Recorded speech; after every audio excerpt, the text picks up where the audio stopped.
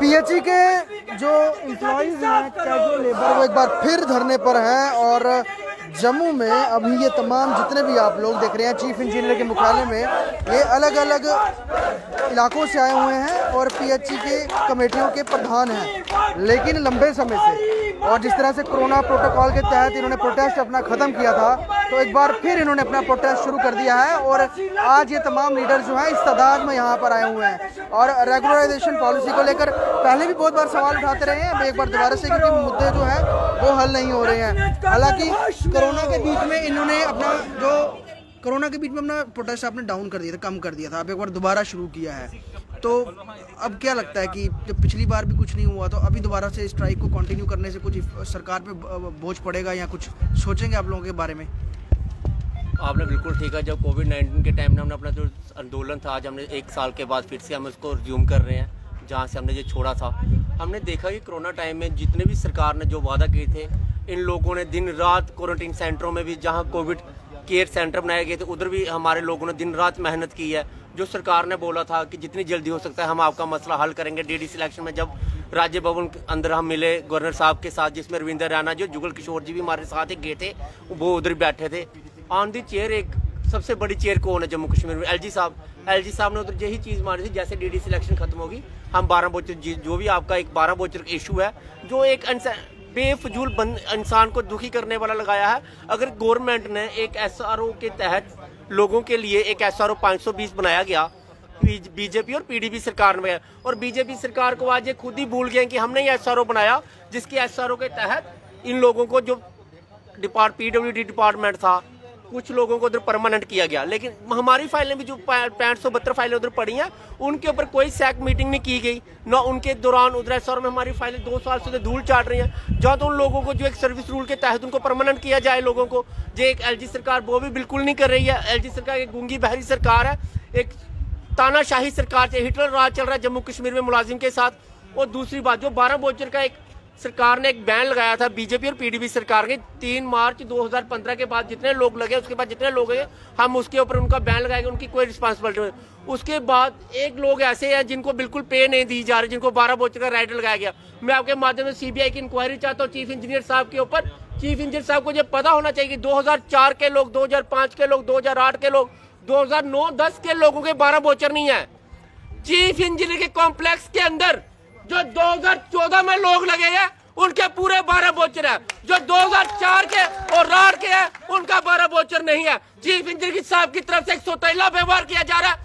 जम्मू के अंदर जितनी भी डिवीजन है, जिस सभी के एक्शन जो है, इनके ऊपर वेरिफिकेशन करेंगे विजिलेंस की तरफ से और सीबीआई इंक्वायरी करवाएंगे। 2014 वाले के कहां से 12 बोचर आए? जो 2007 में लगे उसके 12 बोचर क्यों नहीं है? इसको कोई कंप्लेंट करवाई अभी तक दर्ज जो आप बात कर रहे हैं? हमने बहुत जल्दी ये हमारी जो एडवाइजर साहब हैं, हमने उनसे भी बात की है इस मसले के ऊपर। 12 बोचर का जो इशू लगाया गया, हमारे पास पूरे जो 12 बोचर का पहला सीबी नंबर था, लोगों के 2004 का भी है हमारे पास, एविडेंस हमारे पास पूरे हैं। हमने बहुत जल्दी एक विजिलेंस को भी एक लेटर लिखने वाले हैं, आईजीपी क्राइम को भी लिखने वाले हैं, यूनियन की तरफ से एक लेटर पैड पे सारे का सारा जाएगा। चीफ इंजीनियर साहब को भी हम जहां से वार्निंग देना चाहते हैं कि जहां तो इसका मसला 2.5 साल हो गया लगातार, हमें रोज बेवकूफ बनाया जाता है और हमारे लोगों को रोज बोलता है कि आज नहीं तो कल दी जाएगी 12 बोचर का। अगर सरकार ने 17 मार्च 2015 के बाद बैन लगाया गया, तो फिर 12 बोचर का इशू क्यों क्रिएट किया गया? ये क्रिएट इसलिए किया गया क्योंकि इन लोगों को डिवाइड किया जाए आपस में। जो 1389 लोग टोटल है, इनको आपस में डिवाइड किया जाए, इनको बांटा जाए, और कुछ नहीं है। और जो एसआरओ 520 के ऊपर जो फाइलें धूल चाट रही हैं, एलजी साहब ने उसके ऊपर खुद देखना चाहिए। पीडब्ल्यूडी के लोग परमानेंट हो गए, जिनकी सर्विस बुक बन गई लास्ट 2 साल से, और जो पीएचई के लोग हैं अब उनकी फाइलें आज भी धूल चाट रही हैं। जैसे सिर्फ इधर डेमोक्रेसी के नाम की कोई डेमोक्रेसी का कत्ल जो हो चुका है जम्मू कश्मीर में। और प्रॉब्लम एक बात मैं आपको जो और कहना चाहता हूँ, यहाँ तक जो लोग चाहते हैं ब्यूरोक्रेसी बहुत हावी हो गई है, सरकार को मानने का सरकार कौन है? ब्यूरोक्रेसी है। जहाँ तो इनको एक कमीशन चाहिए कि एक फाइल का हमें पैसे दिए जाए, आपकी फाइलें निकाली दी जाएंगी। जब चोर बाजारी चल रही है, काला कानून है जम्मू कश्मीर में, और सरकार को हम वार्निंग देना चाहते हैं, कुछ दिनों के अगर जब मसला हल नहीं किया गया तो आने वाले दिनों को आपको एलजी साहब का गिराफ दिखेगा और जितनी भी जम्मू सूबे में जितनी भी डिवीजन है, हम खुद डिवीजनों के टूर लगाएंगे, हमने डिवीजन प्रेसिडेंट को सब बोलेंगे। और अपने वर्कर को हम एक चीज और बताना चाहते हैं कि एक टाइम था जब वेजेस नहीं मिलती थी, आज अगर वेजेस भी लगातार मिल रही थी, उन्होंने क्या प्रॉब्लम हो गई है, क्योंकि वो आज निकलते नहीं है। हम समझ सकते हैं एसओपी का उल्लंघन ना करते, सिर्फ एसओपी किस लोगों के, हमारे लिए। हमें रात को भी फोन आएंगे कि आपको एसओपी का उल्लंघन कुछ नहीं होना चाहिए।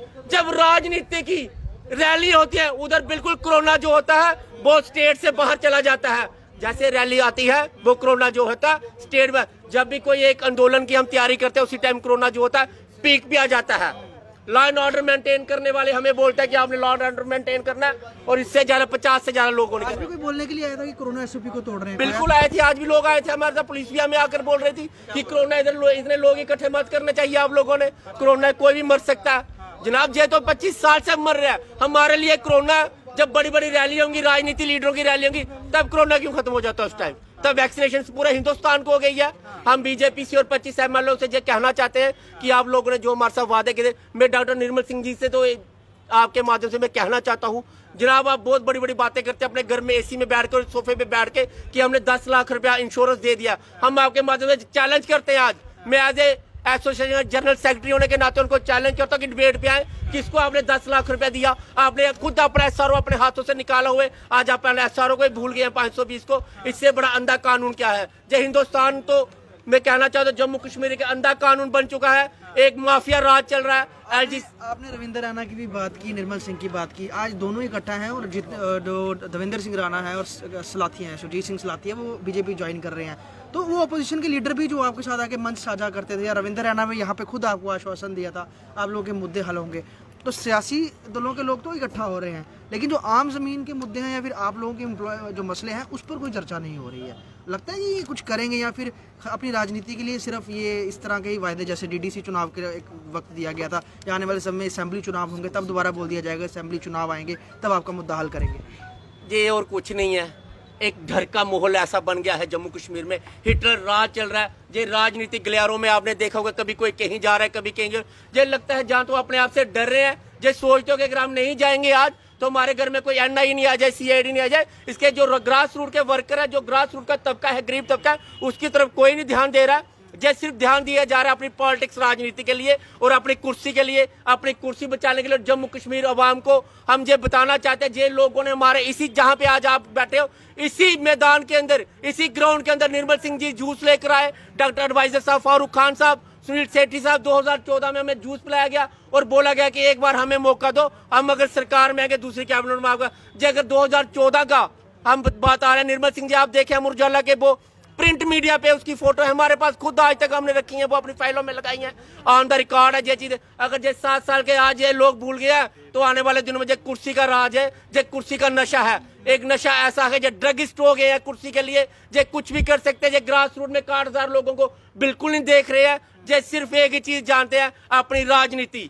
जे राजनीति के लिए किसी को भी कुचल सकते हैं। जे 60,000 लोगों के लिए, इनके लिए कोई हमदर्दी नहीं है। जे सिर्फ एक वोट बैंक की राजनीति अपनाते हैं। जब वोट बैंक की बारी आते हैं, इन लोगों को रेगुलाइजेशन पॉलिसी भी ज्यादा आ जाती है। इन लोगों को उस टाइम बहुत बड़े बड़े वादे करते हैं, लेकिन जब कुर्सी पे बैठते भूल जाते हैं।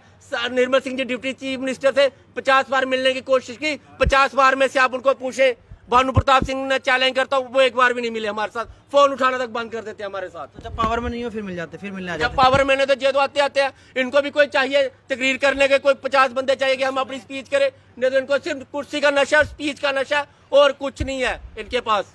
यही बहुत बड़ी बात है कि वोट बैंक की पॉलिटिक्स के जरिए जो है यूज़ किया जाता है, और यही बैनर है पिछले कई सालों से यहाँ पर लगा रहता है, और कर्मचारी यूं ही आकर